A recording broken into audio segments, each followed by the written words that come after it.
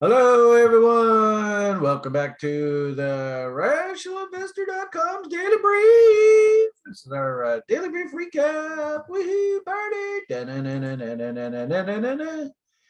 Woohoo. Da-na-na-na-na-na-na-na-na. That's one of my son's favorite songs to listen to. I think it's Blur. Anyway, total 90s tune. I got to sneeze. Hold on.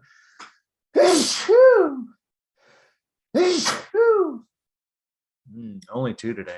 Usually three's good luck. Anyway.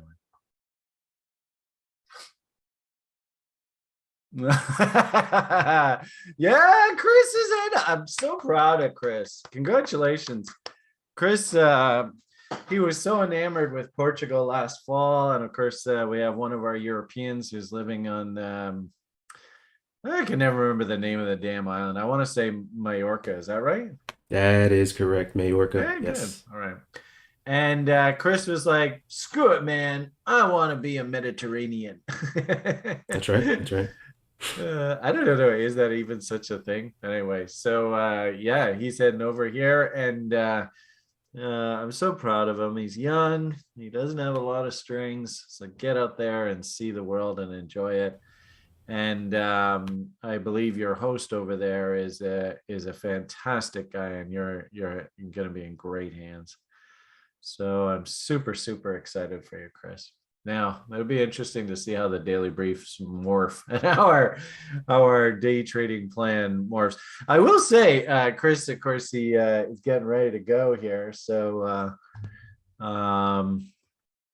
he's running around like a chicken without a head right now, and that's understandable. So he kind of missed the opening range trade yesterday, but wow, actually, it was a couple of really cool trades in the opening range trade yesterday. Go figure. But Mondays and Fridays don't really like to take a lot of trades, so I gave myself permission to sleep in because he's MIA right now. Oh, So I that's missed. the excuse. Yeah, well, I was just lazy. That's all. Anyway, interesting day in the markets. Of course, we've talked lots about this in recent sessions. I don't think there's really a big surprise of what's going on here. Markets going up, markets going down, markets going up. But really, what this is all about is today is probably one of the biggest options expiry days in the calendar year. The LEAPS, long-term equity asset participation securities, whatever the hell that means. But you can see open interest wise, just a ridiculous amount of money on the line here. This is the call side, and interesting to see. There's those 400 calls. You can see. I mean, just if you just did the math, I mean, if we pull up the chart of this 400 call, and you just try and average. I'm not saying that we're going to pick the exact number, but you can see even over here there was 52,000. Got all the way up to like 120 or whatever, 130,000. But even all in here, if we just said that the average price, I mean, let's just say the average right price was $1. I mean, not even we won't go, there's 30, 40 bucks or whatever. But even if we just said it was $1, then we're talking a lot of money here. 128,000 times 100 is about $12 million if the average right price for those options was $1. So there's a lot of money on the line there on that, just that one strike. Now add up all of these strikes. Every single one of these options is going to expire worthless. You can understand the kind of money we're talking about here and why Wall Street would be so incentivized to try and keep price bracketed. Now that's the call side. And the calls, a lot of retail actually does calls, but really on the right side, primarily it's the puts that are institutional players. Not a lot of retail people write puts. So we can actually use the heaviest open interest contracts as sort of a kind of a guide as to where Wall Street says, if I absolutely had to buy this, okay, fine, we'll buy here or lower.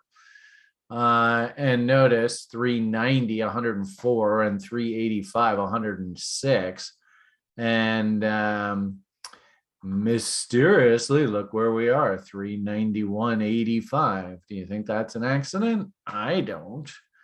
So I doubt you're going to see the market lower than that 390 here into the end of the day. And of course, that would mean that all of these options below, where you actually see sort of the different shading on bar chart here, all of these options all expire worthless. And those are some pretty big ka-chings. Just this 385, just for example, it'd be just interesting to see 104,000, 105,000, somewhere in that neighborhood. And the average, I can't give you the exact average here. In fact, doesn't look like I can give you anything. If this was $1, this would be about 10 million bucks on the line just in this one contract. Oh, there you go. No charts available. Go away, Brian. You're driving us crazy. I'm not quite sure what I've done right or wrong here. But anyway, I think you get the idea. It's not really that big of a deal. So I think that they're kind of just parked the market.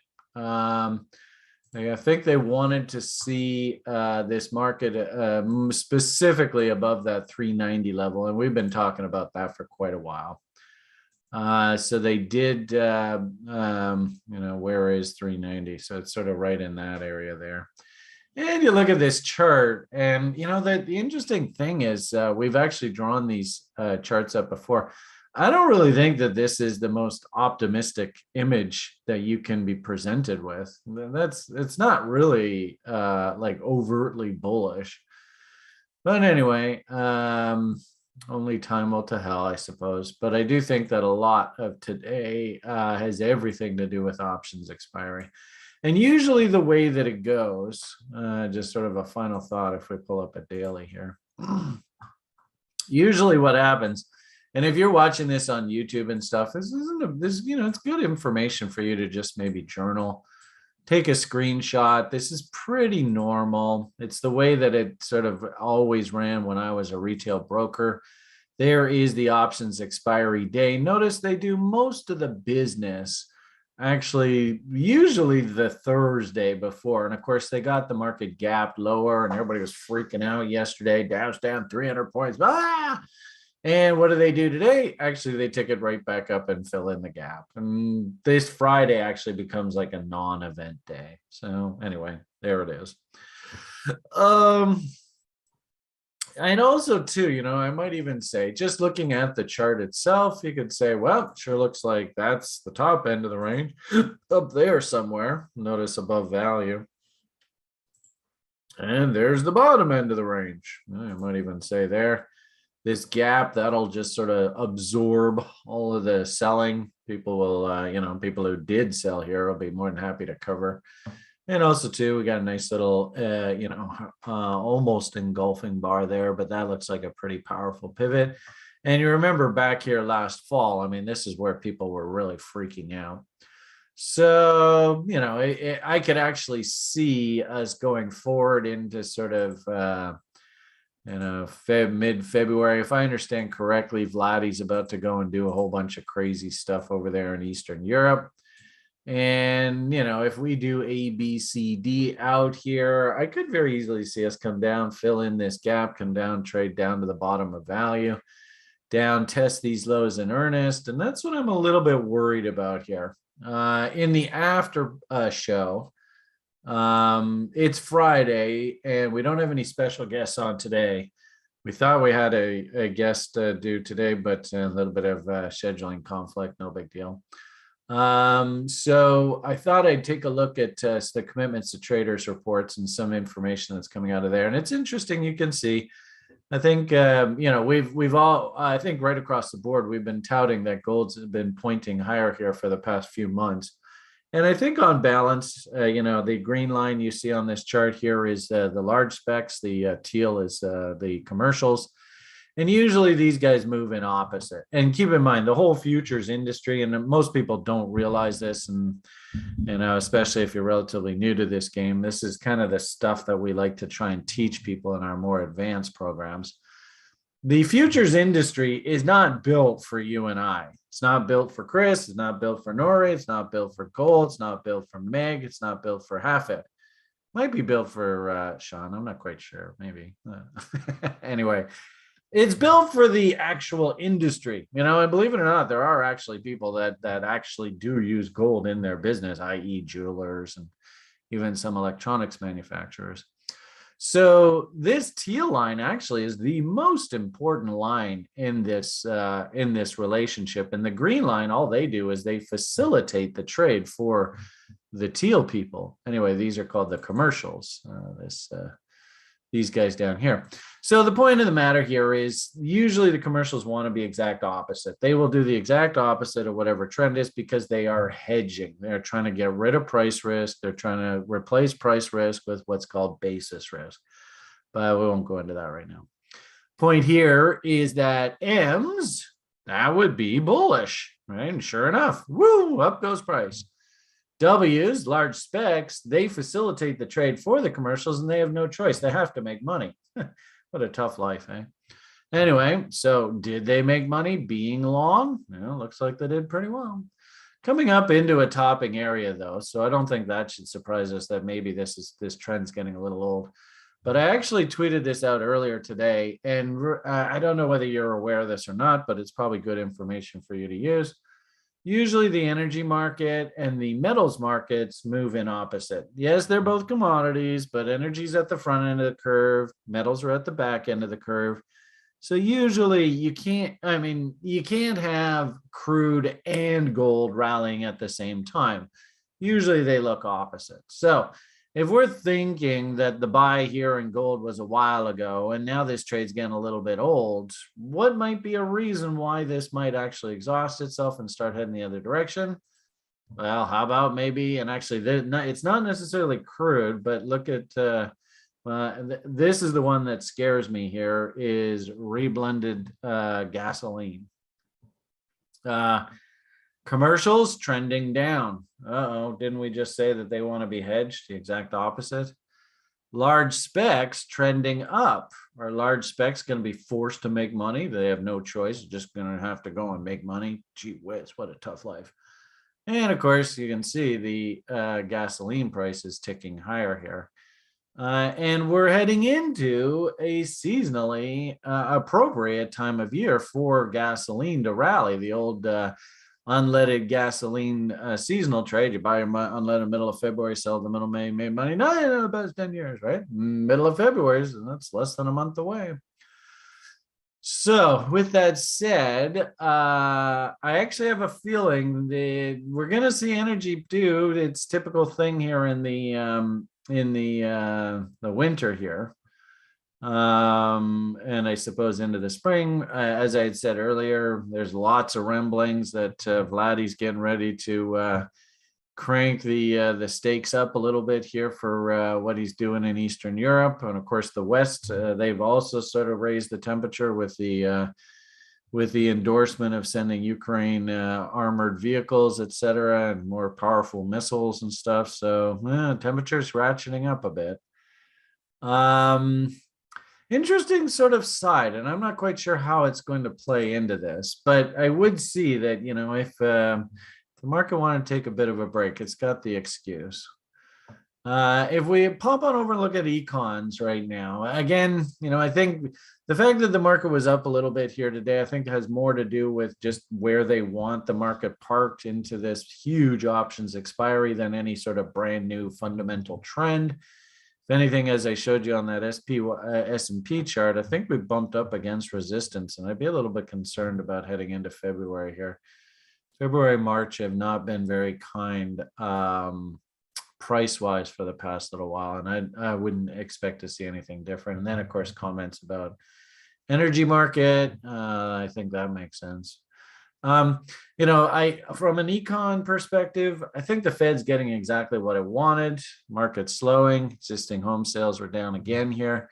I don't think it's like fall off the cliff. I've said this repeatedly. The United States economy is in a very, very strong position. I've said repeatedly that the policies that Mr. Trump have put into place when he was president set the United States up to do very, very well. And I believe that they are going to do very, very well over the next 10, 15 years. And it is their appropriate cycle. We're now back into the greed cycle where the North American economy should do very, very well. It's going to be interesting to see how Mexico and Canada sort of work into this equation. I do see this sort of homogenization of North America here. And I see the homogenization of the Canadian story. So I get keep in mind, I believe that there really isn't sadly, I would argue that Woodrow Wilson, if you were like a rah USA, and I think Mr. Trump to a certain degree is rah USA, and I believe in the US dollar, and I believe in the strength of America and make America great again, and all that kind of stuff. Well, this goes back quite a while. Woodrow Wilson, and then unfortunately with what FDR's policies, basically they've sold the United States, that story, to the banking class. And I believe that basically since pretty much the end of the Second World War, the whole Bretton Woods, that great reset of that particular century, the banksters have been in control of this whole damn Western society.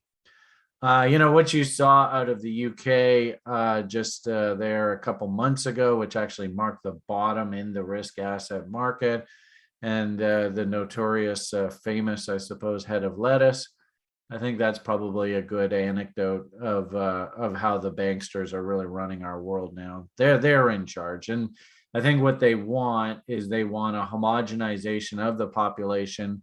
Individual nations and your nationalism and that kind of stuff is irrelevant if Klaus and the Rothschilds cartels and stuff, basically they're the world leaders now. World Economic Forum, one government, blah, blah, blah, blah, blah. I mean, I thought it was fascinating. I heard yesterday, I couldn't believe this. And the worst part about it is these people know how to work young kids. So this little girl, she's maybe like in her early 20s, maybe even late teens, who knows. Big old nose ring sticking right out of the side of her face, just looking like, I think she even had dreadlocks. Caucasian girl, right? And the message was the latest university studies are hell-bent on proving that using gas stoves is bad for the health. It's like, you gotta be kidding me. I mean, they keep in mind Rothschilds and all that. I showed you guys months and months ago about how the Carney guy, the total sellout Bank of Canada governor guy, he explicitly said that the plan was that they would have a $100 trillion leaving of the fossil fuel industry plan at the World Economic Forum. And of course, at 5-10% interest, that's like $5 to $10 trillion in just interest on all that lending that these bankster crooks have planned. And that's going straight into their pockets, right? And I think that's what this is all about. So I thought it was hilarious. Now they're pointing the kids at, now you need to make war with all of your educated, theses and stuff on gas-powered stoves, of all things. Oh, God.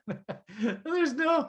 And the funny thing is, you ever listen to that Peter Thiel guy? I mean, there's so much natural gas in North America. And I'm actually starting to hear about technology that actually can remove CO2 from the environment. So... and I even tweeted out recently that that's the way you solve the whole, global warming. Yeah, right. Well, it's not. Okay, we got to change that message because that didn't work. Climate change. That's what we're going to call it now. It's really a function of to get you as sort of a blind market participant. Oh, you know what? That message sounds good. That's it. Yeah, no more natural gas usage, even though it would there's so much natural gas and there's so much energy here in North America that we could very easily be energy independent. The price of energy itself could be, through the floor, dirt cheap, but of course, banksters can't make a rate of return on that. So, it's a little bit sad now. I mean, like I said, I kind of had a chuckle listening on the radio yesterday to this little university girl. Actually, I think it was on like the interneting, um, talking about how we're not allowed to use gas powered stoves now anymore because it's bad for your health. God. All right, rant. There you go. Merry Christmas. Other than that, obviously we have a pretty big debt ceiling debate coming up here in the States. And frankly speaking, I got to hand it to the right wing of the U.S. political party.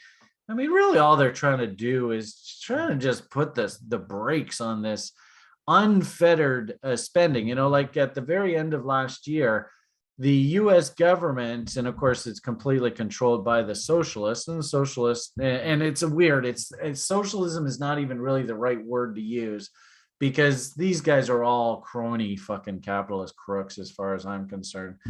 So it's, like they've said repeatedly, you want to solve the homeless problem in California, it's actually pretty easy and it wouldn't cost a lot of money, but there's no business in solving that homeless problem. And there is business, and there is government bureaucrat jobs that are hundreds of thousands of dollars a year. And every single city in California has to have at least a dozen of these bureaucrats running around. And that's where the billions of dollars go. And there's no way those people are ever going to sort of endorse putting themselves out of business. Whatever you want to call it, Biden politics, the left lean wing, but I don't know how really leftist it is. I think this is more a function of, well, the banksters have suggested that we're going to blow up the size of the economy, create this hyperinflation scenario. They do it, of course, once every 80 years, the Great Reset, all that BS. And the Democrats are like, hey, cool, let's spend all the money we want. The banksters are like, yeah, go ahead. And sure enough, this is what we've got. But the point here is that it's absolutely uncontrollable. There was no vote. There was not even like looking at, should we even endorse $500, spending $500 on a hammer kind of thing? Remember back in the 70s, that was the joke. So I got to hand it to the right wing of the U.S. political party. I think they're trying to at least say, hey, you know what? If you're going to spend money, at least we should vote on it. At least we should be able to look at what you're doing. I think that this is all, of course, it's all politics. And at the end of the day, the Republicans are not going to be won at tard, especially as we get closer and closer to elections in a couple of years. The Republicans destroyed the economy. And my hunch is, push comes to shove. What a surprise. Yellen says, we just happen to have found a whole bunch of money, so we can push this off another 6 months. Yeah, right. And actually, I think that this whole sort of debt ceiling debate, I think it actually comes to a head in the fall. Why do I say that?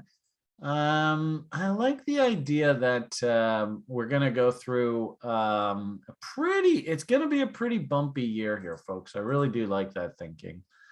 Where is those January barometer charts though? I don't know what the heck I did with it. I think it's a different chart set. So if we pop on over to our January barometer, yeah. So, up, down. First week, we had big down, and then big up, and then big down. So I kind of think that this is what our year is going to look like. And then notice, into middle of January, big up just like this. And you can see how crazy this is. Down, up, down, and then dump. I think this is your price action into the fall. And then, this is actually where I think that the whole debt ceiling crisis comes to a head. And the Republicans will probably acquiesce at the end, and there'll be some sort of 11th hour deal that staves off default and all that kind of talk. And then all of a sudden the damn market just takes off into the end of the year. So you can see the full month of January, big up, middle of the month down. So we're kind of like in this part right now.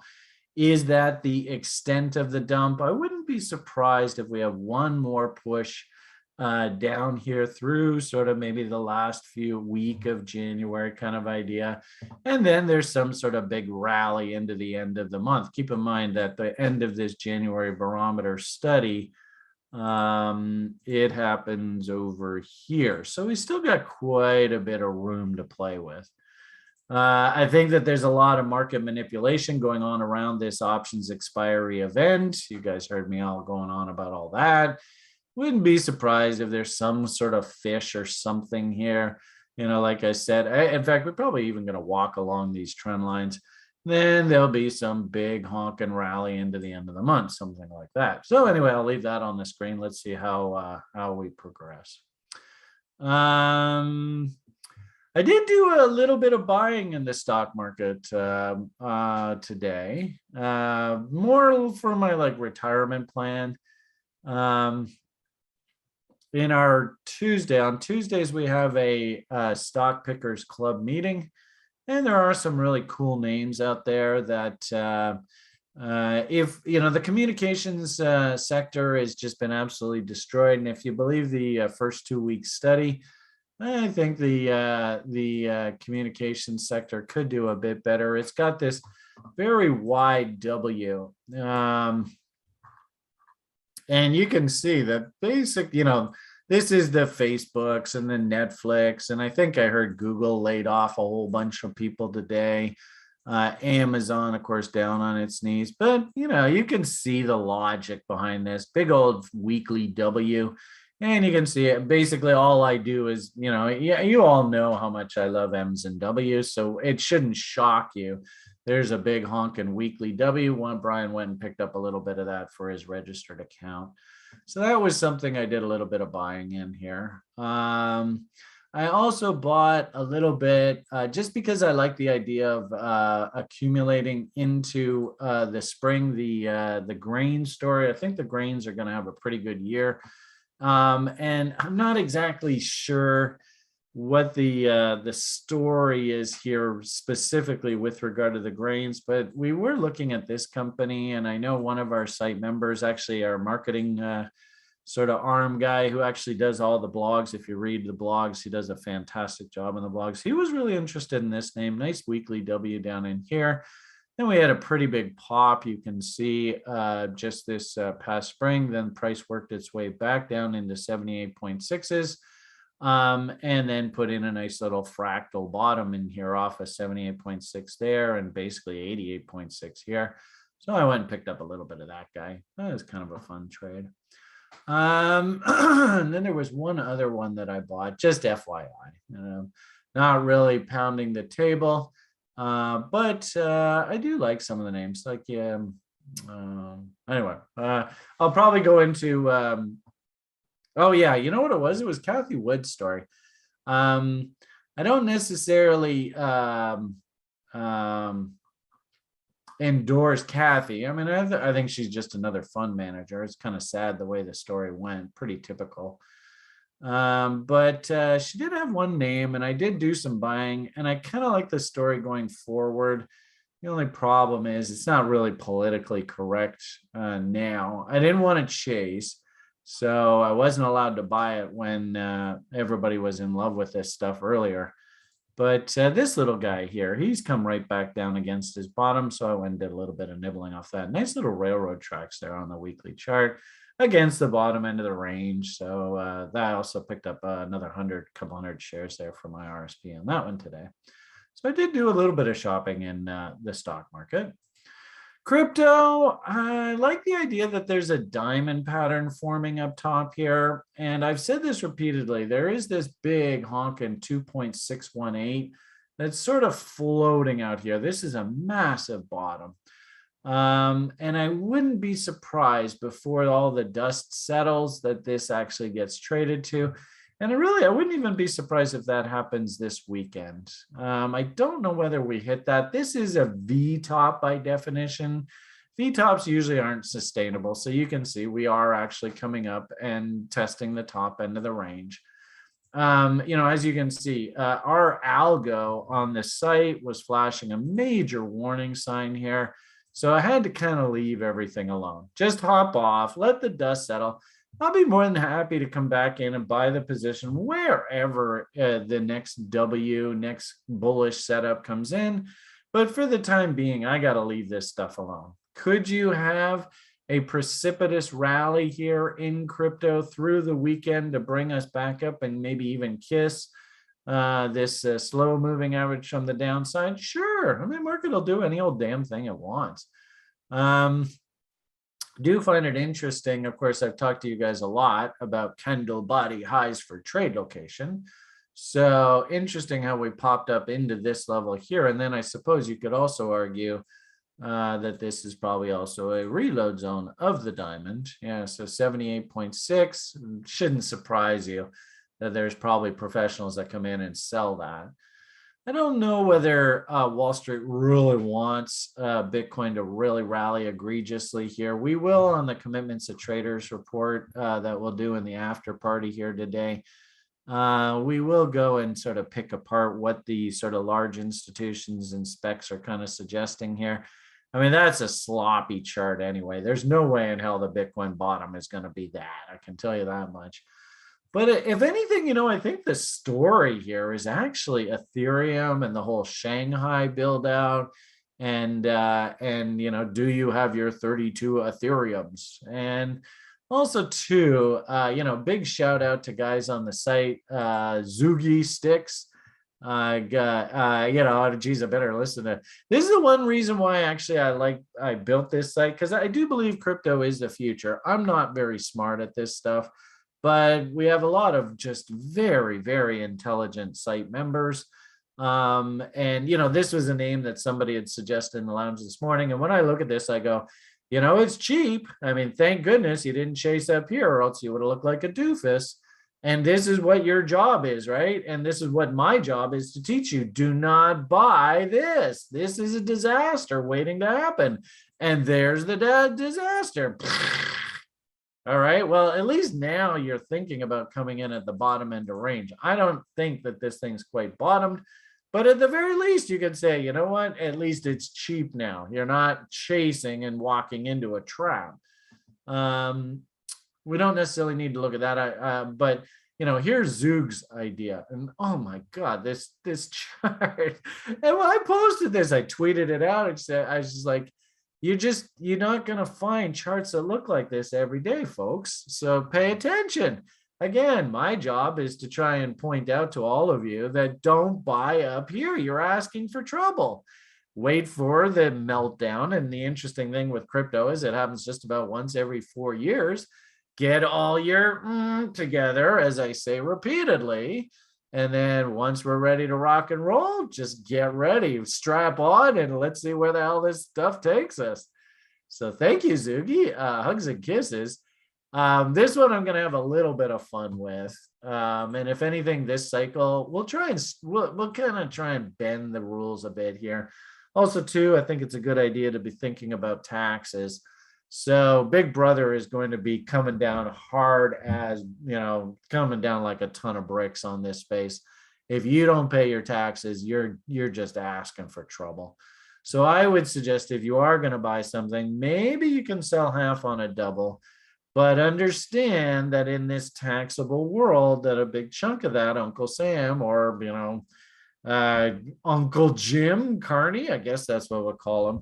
What's so funny is that the Bank of Canada governor right now, our opposition leader totally trapped him. And it's the most beautiful tweet, meme. It's on YouTube all over the place, where the Bank of Governor Canada, he publicly endorsed, borrow as much money as you possibly can in about a year ago. And he's like, well, what happens if interest rates go up?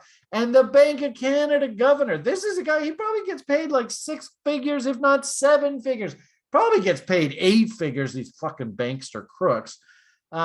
He publicly came out and said, "Oh, interest rates are never going up. Are you kidding me? That you're an idiot for thinking that." And it's like, why do these people have their jobs? Why does Christine Lagarde have a job? Why does Chair Powell have a job? He should have been fired. They could.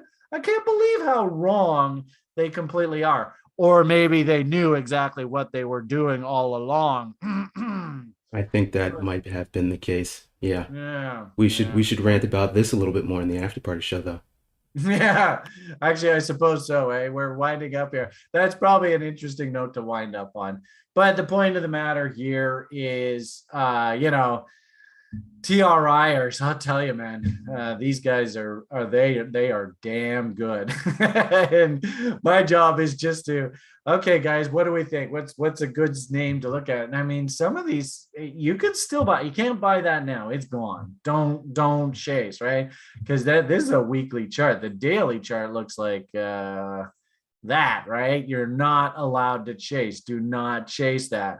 In fact, I call this the not the Zelensky trade. This is the Zulinsky trade. Anyway, that's my sense of humor. So anyway, and really, I'm in no hurry to sell something. When something looks like this, if anything, you have to be in a hurry just to let your money work. So I'm going to try and sell some of this at the 2.618. And then on subsequent pullbacks, I'll look to reload, etc. But if I sell at 2.618, then I know for certain I got more than half off on a double. This will be like almost about a 3x or something like that. And then I'll just reload on the subsequent reload zone tag. I mean, this stuff is so cliche. So it's just a question of just being patient, just being disciplined, knowing how these markets act, and then just following your plan. So thank you very much, Zug. A big shout out.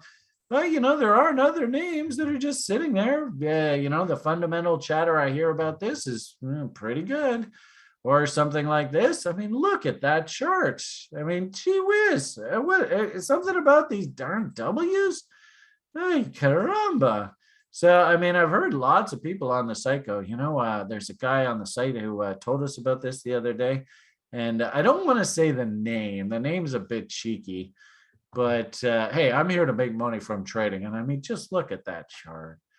So, I'm going to leave the video off with just a really, really simple message, folks. I say it repeatedly. The sad part about it is a year or two ago, I got very angry at everybody in this space. Sedona Euphoria, you all remember that reference. Listening to people like Alan going on Saturday Night Live and really not doing his fiduciary responsibility and telling people to just not chase. I have, for some reason, some stupid fiduciary thing in my head that I feel like, if anything, I'm an advocate for all of you guys. And I try to sort of guide you guys, maybe don't chase, maybe, just cool your jets. The stuff moves in very typical 4-year cycles. Well, here we are, gang. And the interesting thing is there's not a lot of people super excited about crypto. I mean, I think the space is still relatively positive. I think there's lots of fundamental developments, and I do see the transition of crypto from sort of that classic, fear asset proxy, and Bitcoin did its great job through that cycle. And anybody who bought Bitcoin to offset the bankster fraud, they did very, very well. Point being, I think now we're transitioning into what does crypto look like through a growth story.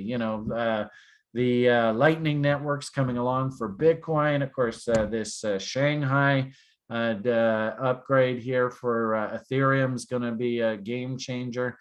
So the point being that just here we are in our 4-year cycle bottoming window. Get your together. Get your plan together, get your capital together, get your together, and get ready to rock and roll. And I think, through this year, this should be an opportunity for you to slowly slide your way into this space. I don't think it's going to be a runaway bull now, But over the next few years, there are going to be the next generation of crypto millionaires made. So just get your act together. All right. On that note, that's nice PMA thought for you. I think it's about a half an hour. We started a couple minutes late. So I hope you enjoyed that. PMA for the win. Of course, we'll see everybody for the Broiler Chickens show on Sunday out there in the public. Actually, I would check out Josh's most recent Twitter sort of feed that he did here on trying to use the breadth indicator and trying to help you understand market timing a little bit. Fantastic work, and of course, I suggest everybody pick up one of these. We have this is a great cheat sheet for you. Holy crap, what a value piece right there, and it's totally free. But we even have them on like mugs and t-shirts and mouse pads and stuff like that. So maybe consider visiting the TRI merch store and grabbing a little bit of merch. All right. So should be an interesting weekend. Lots of stuff for us to chew on if you're looking for trade ideas, no doubt about it, over at TRI. If you want to come and do a bit of surfing, we'll hunt those W's at the bottom ends of ranges. Probably the little ones. Should have a pretty fun weekend. And other than that, have yourselves a fantastic time, as one YouTuber says, coming out of Ukraine, which I always find is kind of an odd ending statement for him. But anyway, PMA for the win. We'll see you for the after party. We'll talk a little bit of commitments to traders. Yeah, I know, Cole. I can't say that. But we'll look at Cole's idea and a few of the other little juniors that just look absolutely incredible here. Big shout out to Mr. Zulinski. I guess we'll call him from now on. Lining my pockets. And of course, TRIers making lots of bacon. God, the amount of banging out doubles on the site right now is crazy. So have yourselves a great day. All the best. PMA for the win. And the only thing left for everybody to say is bye for now.